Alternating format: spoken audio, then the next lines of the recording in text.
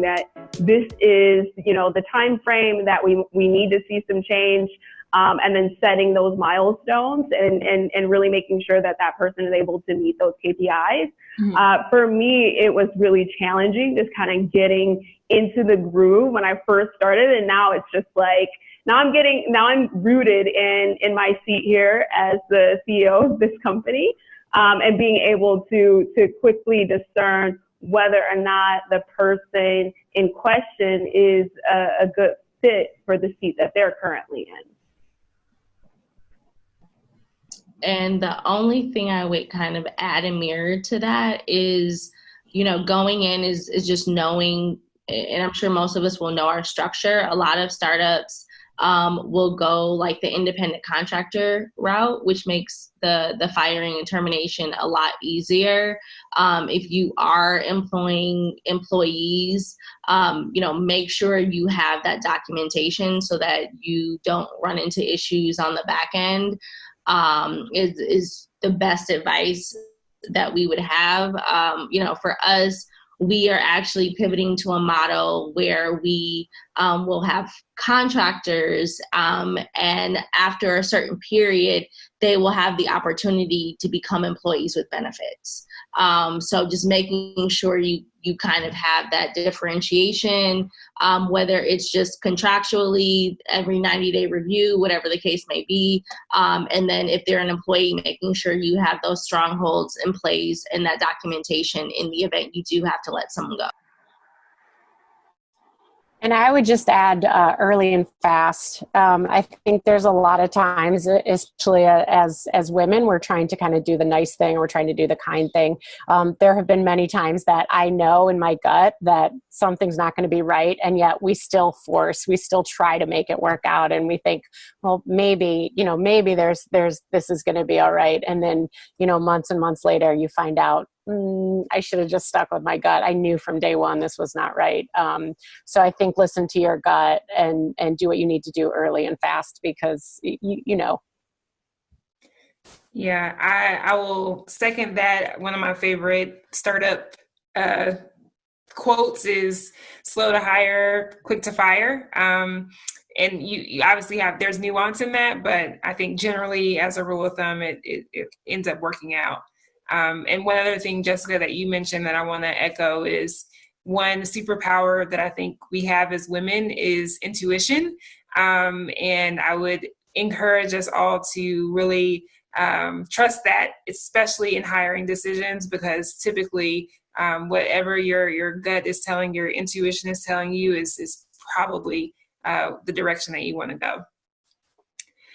All right. So I will pivot us to the next word that I see. Well, they're kind of a lot of words, but let's talk about marketing. I see that is kind of taking the center stage now. There's a lot to say about marketing. That's a really broad topic, but would love to dive in a little bit there. So kind of curious from you all, what are you currently doing as it relates to marketing? How are you thinking about marketing as part of your budgets? Are you focused on kind of grassroots growth, or are you actually spending towards marketing? If everyone can give us a sense of that for your businesses, and then maybe whoever asks a question or put marketing as their business issue, if you want to ask a more specific question around marketing in the chat, we can cover that as well. I'll start. So we launched our product in October of last year, so we're still pretty startup-y. And so every piece of marketing that we do is at this point is stemmed from testing a goal or testing an objective. So there's definitely I think the further along you go, you know what you're marketing and you know why. But where we're at this, like, let's see what we can learn by these marketing experiments. So I would say keep in mind as you go that there's a lot to test. And then the other thing that I think is really important is every once in a while our team will talk about giving 80%, which is very different than the 100% we're all used to giving. And the point there, and it comes up a lot for us with marketing, is because we are just testing, I think, sometimes we want to be perfectionists. We want to get things really, really right before we put anything out there publicly. But sometimes 80% is enough if, again, your goal is to learn and gain some knowledge from a marketing experiment. I just want to echo Jessica's point about. I can chime in. My primary businesses are market services. It's an agency. So for us, everything right now is purely reputation and just organizations reaching out to us. The one thing that I would say, though, is as we're advising our clients right now, is we are definitely spending on marketing, especially our education clients. Right now, the education landscape is extremely competitive.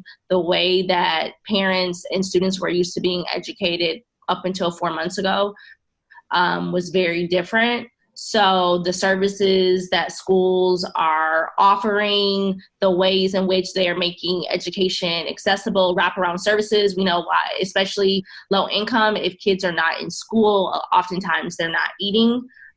So how do you incorporate that into your marketing and things of that sort? So we are actually having bigger spends because people are not in their cars as much. We are shifting radio budgets to television because we find more people are on devices, they're streaming, they're watching TV than they were, again, a few months ago. So we're modifying our recommendations, doing increased digital spends, things of that sort. I was just going to echo Jessica's point about testing. So we're a B2B company, that's a completely different marketing beast than being direct to consumer. And we're in a highly skeptical industry in healthcare and public health. Most people are not interested in, you're not going to get a healthcare administrator to respond to an Instagram ad and say like, cool, I love that. I'm totally going to like buy that pair of pants. That is what Instagram ads are for. And so we've done a couple things. So one is early on when we were still trying to narrow in on exactly who our target segment was, we would agree to do at least one marketing test a week. And because so much is so easy to do, we were able to execute on that. We were able to track and see where we were generating the most top of funnel interest that was actually converting. So I think first and foremost, marketing in the 60s was very fluffy. Marketing now is very data driven and making sure your team is culturally attuned to that, making sure everybody's very comfortable in Excel and people know what a pivot table is. And like, it's really, really kind of basic stuff. But without that, it's going to be very hard to know what's working very quickly so that you can test and iterate. And actually, as an early stage startup, understand who really needs your product. And that's sort of one point. And then the second point, as a B2B company, because we can't use traditional digital marketing channels, digital paid marketing channels that a direct-to-consumer business might think about, we have to get super creative about the kind of classic marketing question, which is, who are you selling to and where are they? And how do you get in that space?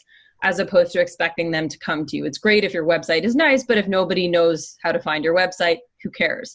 So how do you insert yourselves in those conversations? So we spent a lot of time thinking about those influencer pockets and ensuring that, whether it's, a conference, before COVID, or is it, we've actually discovered that our most effective marketing channel is hosting webinars ourselves where we bring together experts, sort of like this.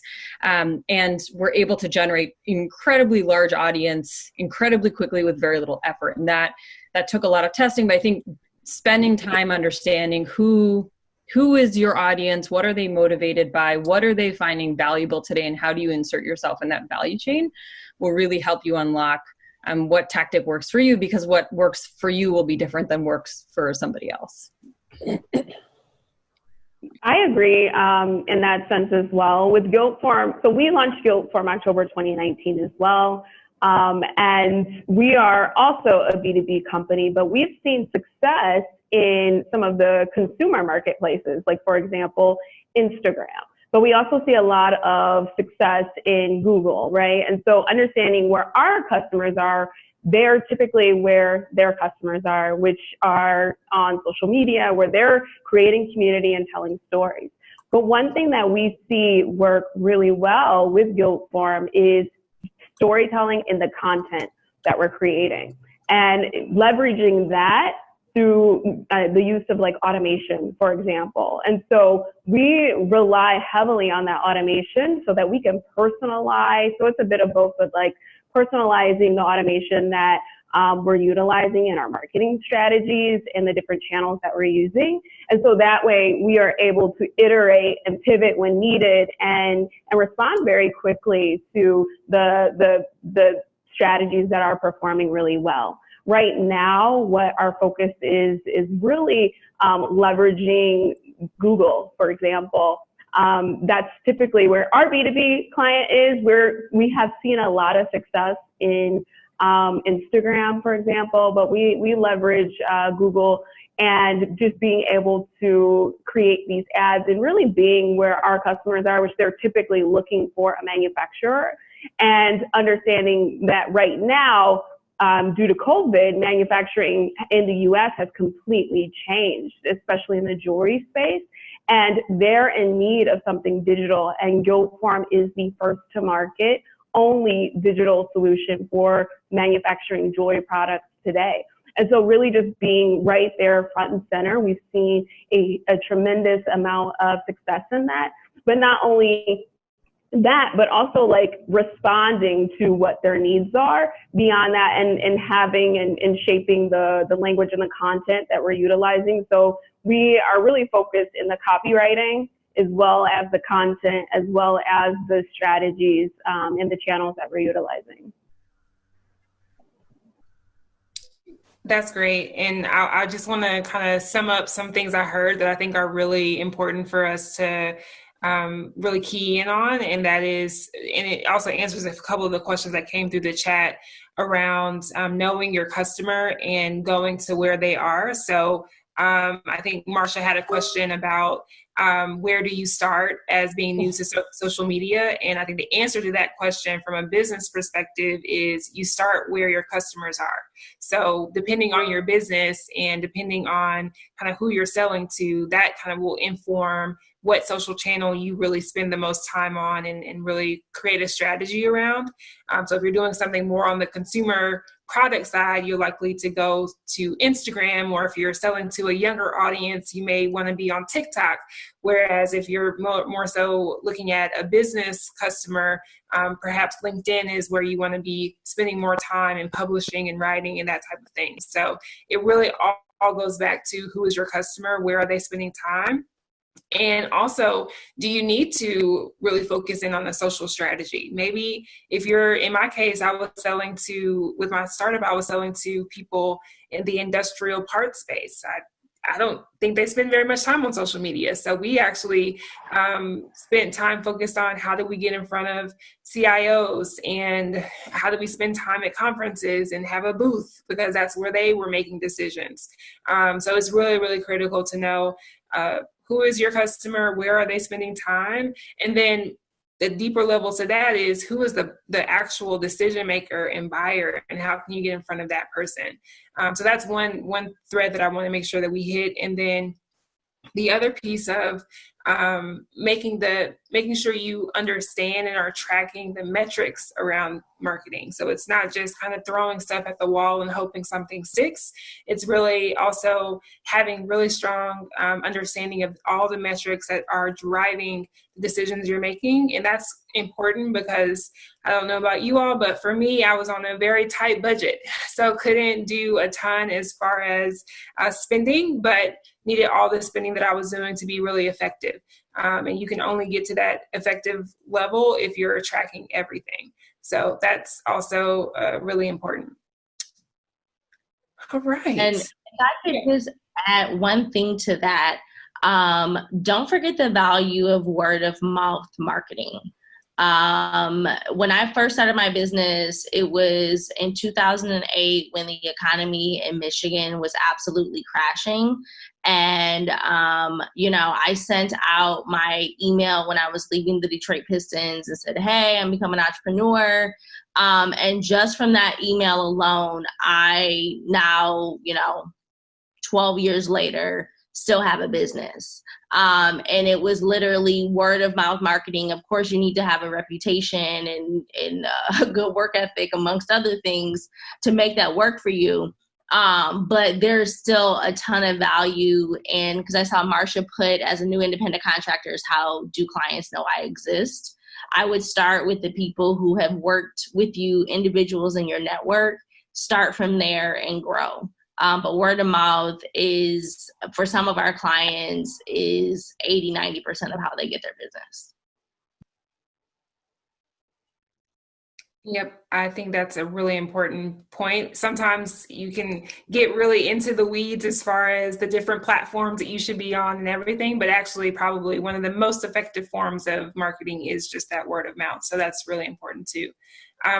Last point that I'll make on the marketing piece is, this is me with my Google hat on. It's also really important that your online presence is strong. So if that's your website or your social pages, if you do have them, just want to make sure that they are accessible, that they're speedy, that people can access them and know kind of how to find you, because that is, that's where people are going to go first to search about your business. So making sure that that's in good shape is also really important. Anybody have any other last thoughts on marketing before we move on? I was just going to echo that point, Jewel. So there is a dog food brand that is also called DietID. And in the beginning, they were the first search result, and it drove us absolutely bananas. And it was a part of why people couldn't find us, is because we ended up being the third or fourth search result. So we spent an inordinate amount of time on SEO just to make sure that when people searched, they were finding us first. And you know this better than we do, but that's more of an art than it is a science, and you have to kind of build the relationships to make that happen. But like, check your stuff, check how you exist in the world, because that could be a huge barrier to people finding you. Definitely. Okay, I'm going to move us to the next two big words that I see, and I think they're kind of related, and that is growth and capital. So these are important words for all of us, I'm sure. A lot of my work now is focused on making sure that entrepreneurs have access to capital, because that is a big barrier for a lot of folks. But curious from you all, kind of what's your journey been as it relates to financing your businesses, and also if you can speak to how do you think about growth in your business? We don't have enough time for all of that. I'll start. Our capital journey in 20 seconds or less is, I bootstrapped in the beginning, was committed to bootstrapping, and then was working with a subpar contract developer that was just, I didn't lose a lot of money, but time. And then this massive light bulb went off that was, oh, this is why people raise capital. So it's sort of, I never had the goal of I want to go raise a lot of capital. The goal was build the company. And then, what showed up was you need capital to do this.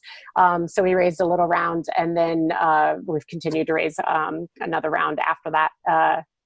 Growth plan for growth is, I feel like that's so company by company specific that I won't answer that in a lot of detail, except that we're looking for creative distribution partners versus going direct to, we're also B2B. So instead of just going direct to different companies, we're looking at the companies that support those companies so we can distribute with scale.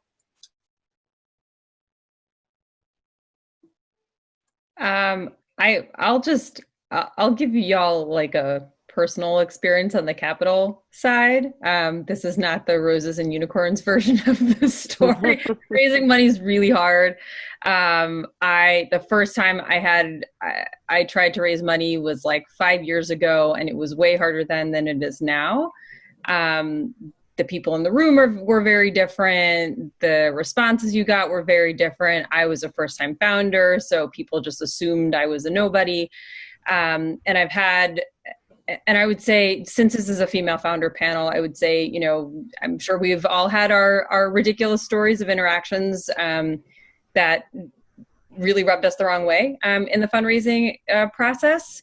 So that aside, what I would say is valuable about the capital raising process, in addition to just getting the money, is that it forces you to interrogate your business on a day-to-day basis. It forces you to question your own assumptions. So I think leverage that for what it's worth. I would say the first company that I started was better off every single time I had an investor discussion, even if I didn't get the money and even if I had a kind of weird encounter as a result of it. But it is time consuming. So I would say if you're thinking about raising capital, think really hard about what capital you want to raise and from who. So Jessica's example of bootstrapping is a really great one, because I think there's this myth in the startup world that like the prize is to raise a big round, and that's not, because when you raise a big round, you're essentially giving away ownership, and all of a sudden you've married somebody who you don't like, and it's like, then you have this weird relationship. So interrogate the rationale for raising capital, interrogate who you want your money from, and use that time with an external force who's kind of there to really pressure test, to really make your business better as you grow. With regards to growth and how that relates to capital, think hard about what you want to raise the capital for, like Jessica's point about, is it for hiring? Is it because you know exactly how to get your next 100 customers and that's why you want the money? Or is it something else? And if you don't know, then maybe you're not actually ready to raise the money. For us, we've started to carve out our niche of exactly who we sell to, and we've developed, I would say, a mostly repeatable process. So that's why we're raising money, is because we know that if we put in this much, there's a pretty strong likelihood that we can get that, times 3 or 4, whatever the number is, in terms of return. But it's not, raising capital shouldn't be the prize, and is not the prize. Yeah, and if I can piggyback off of that, my second company was a company called Flash Delivery, which was Detroit's first food delivery service. And that company I actually had as completely self-funded. And a regret of mine is not raising capital. And I think when I started it, I have weird, I think as a female, as a person of color, I just have weird feelings of debt. Growing up, your parents are like, don't get credit cards, don't overspend, all of that comes with it. So I actually had investors come to me to say, I know your success in other businesses. When you're ready to raise capital, come to me. And I didn't. And so that's actually a regret of mine. And so, to kind of mirror what everyone else has said so far, is make sure that you have it clearly defined as to what you're raising the capital for. Ensure that you need this to make that happen, because I've heard horror stories of people, just completely being bound to investors and being in over their heads. And then also, I think as females, we have weird notions on if it doesn't go as planned when you get the money. And so allow yourself to be vulnerable and have that freedom, of course, being as responsible of stewards of that money as you can. But no, I think we all know this in business. Things end up costing way more than you originally budgeted and anticipated, and all that good stuff. So I have weird experiences with raising, but in the position that we are now, we have really built our model on going after 6-figure clients and, getting as many of those. When you talk about your market and knowing who your clients are, that's who we go after when we are going after contracts, and make sure that you have the margins in there to pay your people, have your profit, and, basically for the most part, live off of our working revenue is kind of the model of that service-based business. Yeah, so I want to speak on the bootstrapping, because my journey has been quite unique, where I've built Detroit's only jewelry manufacturing company from a $98,000 grant. So it's a bunch of different grants. It was $10,000, it was $5,000, it was $50, it was $30. Like, it was just a lot of grant funding, because I'm a first generation entrepreneur. And my journey in like just conceptualizing, I'm like, beyond this, I have beyond like an idea, I have a formula of how to create jewelry products at scale and do so in a way that really serves this issue, this void that we have in the jewelry industry, with it not having a single innovation since the mid 1800s. And so I'm like, okay, I know how to do it. I have it figured out, but I don't have the capital. I also don't have the network. So what are my options? And I spent actually 3 years before buying a piece of equipment or anything like that. 3 years not only like surveying and doing like really like data driven surveys around like the viability of the business, but also writing grants. And that was a lot of work. But then, you know, I'm like, at that point, through writing these grants and like building this company off of the grants, the way that I see growth today is very different. And so now since the beginning, I've had a lens on the day-to-day business and understanding what it takes from a financial standpoint on how to create, how to scale, and ultimately grow the business to where I see it to be ultimately. And so as we're currently fundraising, as I'm fundraising, I feel as though, you know, I do have that advantage of seeing exactly, you know, how many units do we need to produce at, you know, how many customers do we need to, you know, secure these units, and of, you know, just understanding overall what is needed in order to get to the next point. And that's like that as it relates to how many full-time employees do we need? At which, like, how many hours are we running these machines? What's the output? And, you know, when I say I got it down to a science, it's down there, but I would actually kind of put that into the fact that I had to like bootstrap and fundraise or write grants to access the capital. And I think that being based in Detroit actually presented that opportunity. I don't think that I would be able to grow this company anywhere else in the world because of the intentionality of entrepreneurs of color and the initiatives that come from like the mayor's office or the MEDC. And so when I saw those opportunities, I was like, okay, look, I again don't have the network, and I need to figure out how to do this. And that was like my way in.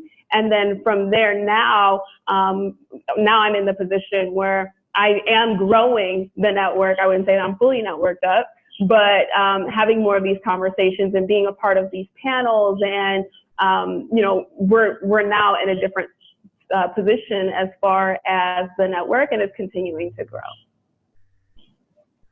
That's great. And on this access to capital question, I want to add something and then answer one of the questions that came into the chat.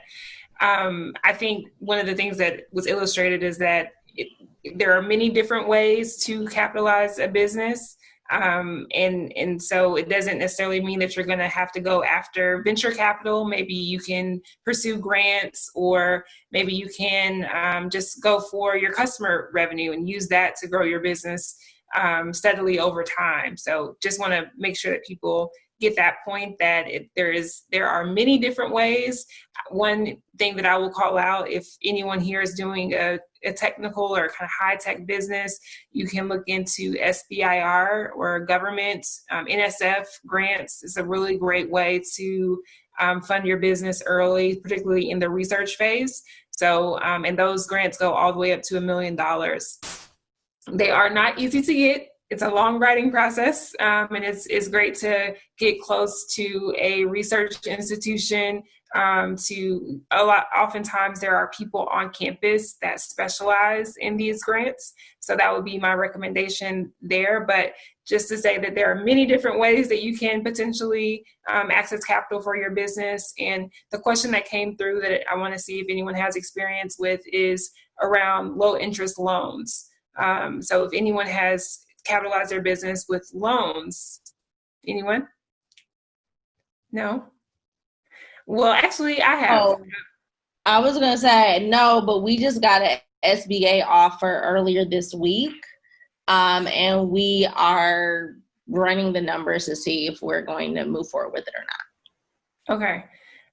Yeah, I was going to add that I took out a loan early, which was like a personal loan to get things off the ground, and then actually used a loan as a bridge to my sell when I sold my business, because I ran a payroll and had sold everything else that I had to make sure that we were able to make payroll. And the last thing I did was take out a loan. So sometimes the local kind of community banks, the CDFIs, those organizations can be helpful if you need sort of a bridge to the next milestone and are willing to take on the debt. In my case, I knew that there was going to be a sort of big event happening in a few months. So I was willing to take on that level of risk. But everything as it relates to capital is really an assessment of what type of risk are you willing to take on. And so that's kind of how I would recommend looking at that. The other thing that I'll call out that was really helpful to me was pitch competitions that can sometimes be very kind of low stress as far as just kind of entering a pitch competition, doing your pitch, and then potentially getting some type of cash award. And most of the time those are non-dilutive, kind of no equity involved. So that was a great source of capital for me early, and one that I wanted to call out. All right.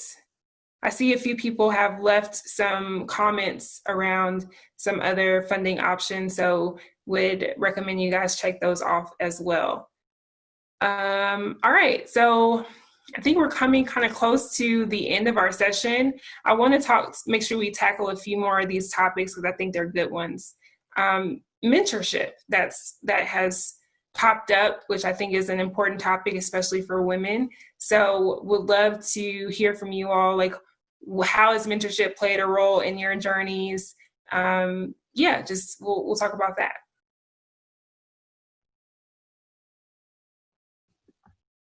Anyone can start.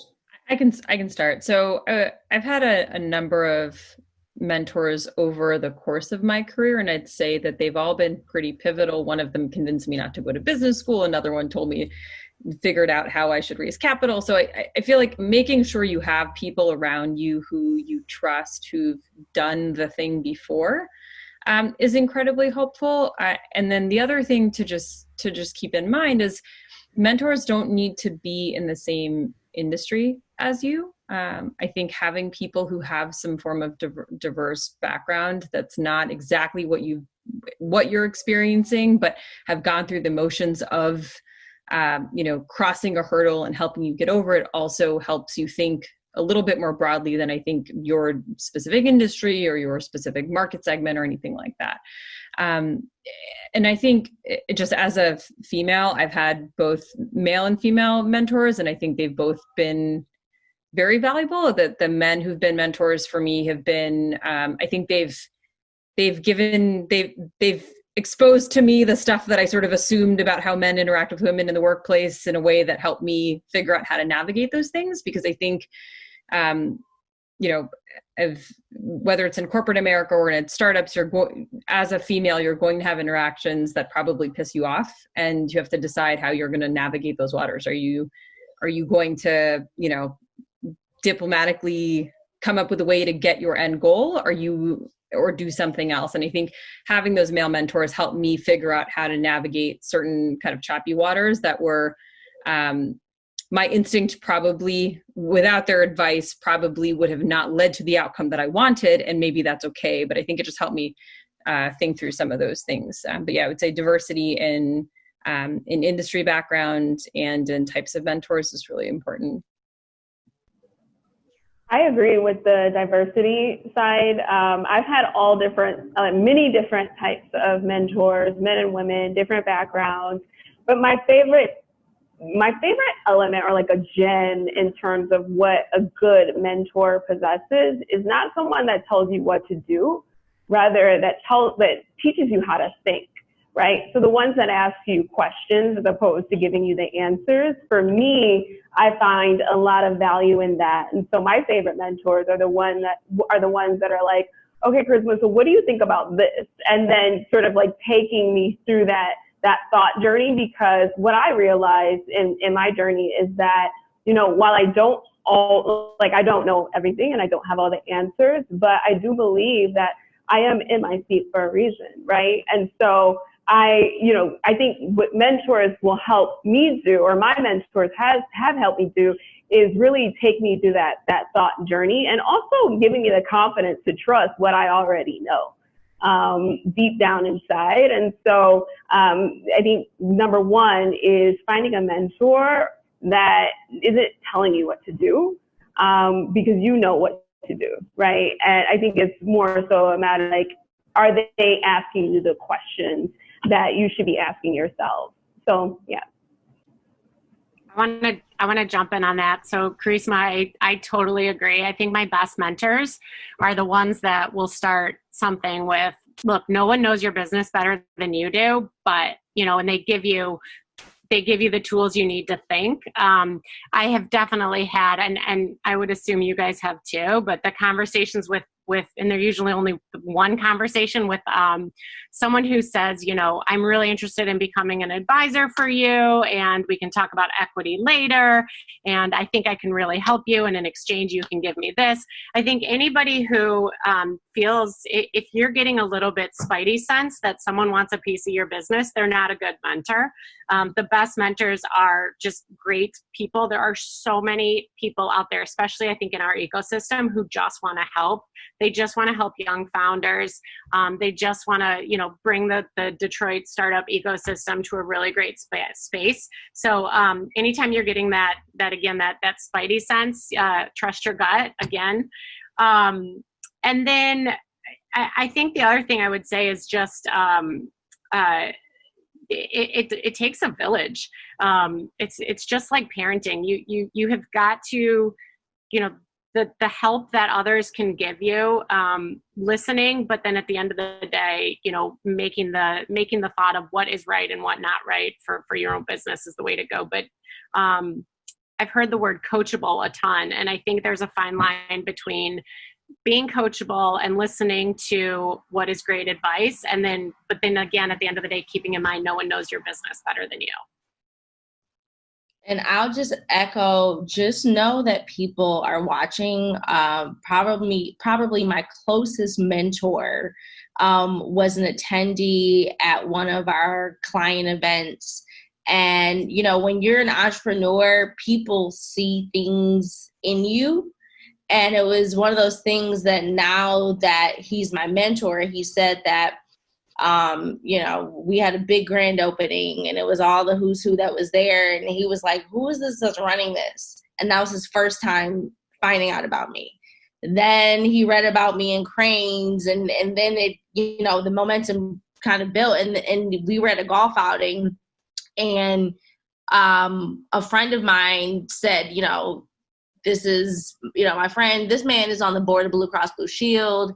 He's one of my clients, M1 Rail. He's on their board, like very high powered, but just always be aware that people are watching you. And especially when you are in this space, always put your best foot forward and be open to relationships. I was just talking to him, just nice to meet you at a golf outing. And then I emailed him. And over the past 5 years, he's been my mentor, and, he's one of the most respected people I know. His name is Burks. He's Suzanne Shank's ex-husband. Anyone who knows who Suzanne is knows that she's a beast in her own regards. So just always know that people are watching, and you never know who you're in the company of. I wonder if he's my cousin. You said Burks. That's his last name. Yes, you might be kin. You got some family in Detroit. Okay, cool. So I want to make one more point on the mentorship piece, and that is, I think mentorship is really, really critical.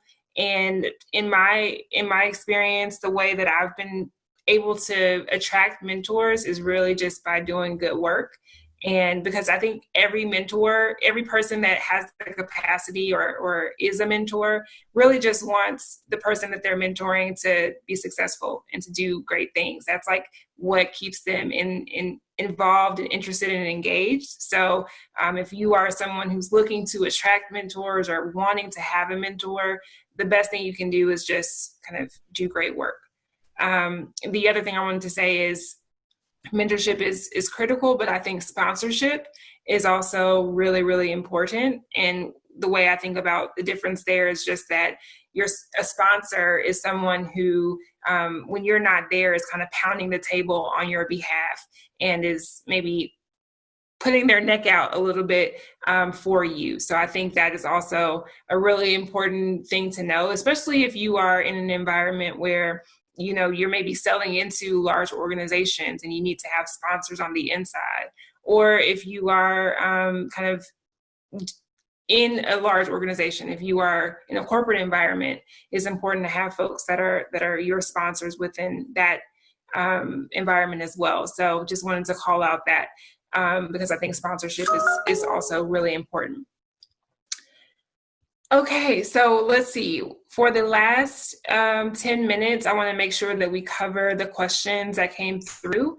Helen, I saw a really interesting question, and I want to see if any of the panelists have had experience with this so we can get this answered. Helen asked if we can provide tips on getting small to mid-sized businesses to do LOIs to participate in a pilot. She says I have a marketplace and focus on supply side right now. I think I would maybe ask a question back is what are you trying to achieve with the LOI? Are you trying to actually get a customer? Are you trying to use the LOI to raise money? Are you trying to measure or assess demand of your tool?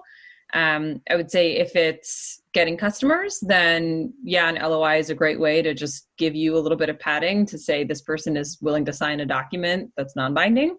If it's to raise money, I would say it's not super helpful. If it's whether it's debt capital or if it's venture capital, most of them that I've talked to have said LOIs mean very, very little unless there's some other skin in the game that's reflected. If it's being used to assess demand, I think it's a great tool. Just because, again, if somebody's willing to spend time with you and willing to take time out of their day to sign something that says, I want this thing, then it's the equivalent of if you're in a direct-to-consumer business and you stand on the street corner and ask people to pay you $1 for the thing that you're trying to sell. So I think if it's for testing reasons, then it makes sense. Helen added the note that she's trying to get potential clients to match up with developers. Then I would say ask the developers if they would use that. We've had LOIs, we've had people sign them, and it's done very little for us in terms of getting somebody else on the other side of the equation to pony up their side. That only happens if somebody signs a real contract. So, but that's, again, we're in healthcare, which is a totally different market. I would echo that, Rachna. Before we raised capital and before we had a product that we could have institutions use the product, we tried to get some LOIs, and I ended up with 4. It gave me like 1% of confidence. So maybe there's a little value in there, but of the 4 LOIs we had, 2 are now customers and 2 are not. The investors were not at all impressed with 4 LOIs, right? Like I do think I think it's, I think the value in it is not measurable. I think the value in it is giving you as a founder the confidence to ask a potential customer to sign something, and are we on the same page? But I think the value in them is probably not what we think the value in them are. Yeah, I would agree. Yeah, I would agree. I think pushing to the next point with, if that's, getting a signed agreement on a pilot or getting them to become a full-fledged customer, that is really where the value lies. And I really use pilots a lot when we were kind of in that in-between stage where we're not quite ready to deliver on the full product, but we have enough to be able to do some testing. So I'm a big advocate for pilots. And in my case, in our pilot agreements, we would bake in language that said, if we meet the KPIs of the pilot, we can roll into a year contract. So that's, Helen, I don't know the exact scenario that you're dealing with in your business, but if I could give some broad advice, I would just say, try to push to the next point past the LOI if you can, and go ahead and get those pilot agreements signed. Another question was just the process for acquiring a sponsor. I think it goes back to, I'll let other people jump in on this, but I think it does go back to what I was saying about doing great work and kind of attracting people to you. I think it's not something where you go up to folks and say, can you be my sponsor? It's more so building relationships and getting people who are just going to be, cheerleaders for you because they see that you deserve it. So I think that goes for mentorship and sponsorship. It's really about how do you build relationships? How do you keep showing up? Something I used to do was if there was someone that I wanted to build a relationship with, I would go to their panels. I would show up at the conferences that they were at. I would try to engage with them and make sure that they saw me and they knew what work I was doing. I would follow up with them. So it's kind of like just thinking about how do you build any relationship. It takes time, it takes effort. And that's how I would think about that. Does anyone else have anything to add on that piece? No. Okay, great. I think we've covered the questions. Ladies, keep me honest. Let me know if I've missed anything. There was just one I saw in there about finding partners. Yeah, there was one about co-founders it was something about co-founders. Okay. That's a good one to talk about in the last few minutes.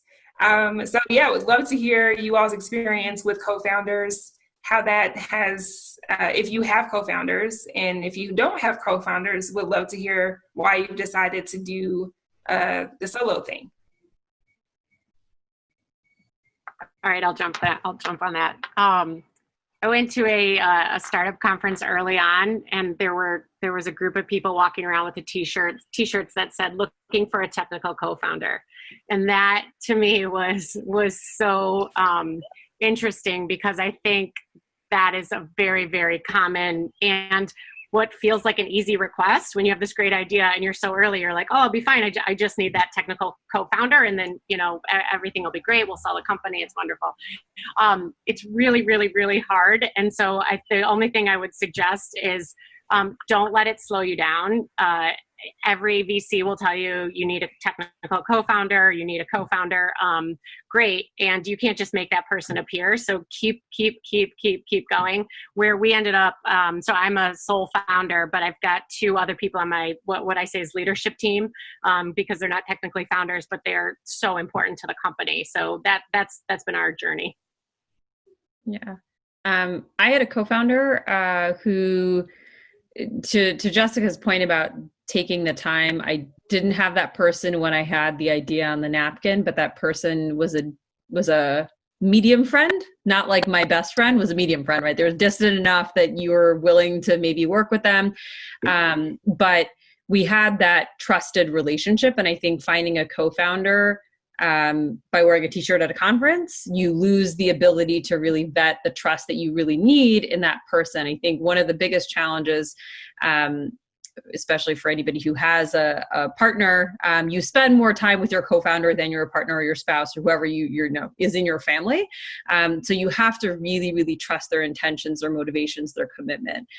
So for me, it was helpful that I was fortunate to have that background on the person, that was not a question. But had that not been the case, like before he came around and we agreed to him being a co-founder, I was sort of like wandering willy-nilly looking for people, thinking none of this is going to ever work, because I just don't have that comfort, because I know, it's that you're in bed with those people, right? Like that is the person that you will live and breathe and cry and sing joyous songs with. Like they need to be somebody you're willing to trust with your whole heart. Yeah, and I'll echo everything. I have not had the best of success. I did have a co-founder that, was actually brought to me through a mentor. So I thought I went through the proper vetting process, and we did a like dating period and everything. And after about 4 years, I revealed embezzlement at a very high level, complete fraud. And so, just managing that level of trust when you do get it. And the crazy thing about it is there are quite a few mentors that I've had that like know everything that happened, and they've shared with me that like it's not uncommon to have theft and embezzlement and fraud as companies grow and things of that sort. And then unfortunately, so because of that, I was traumatized and had no intention of bringing on a partner.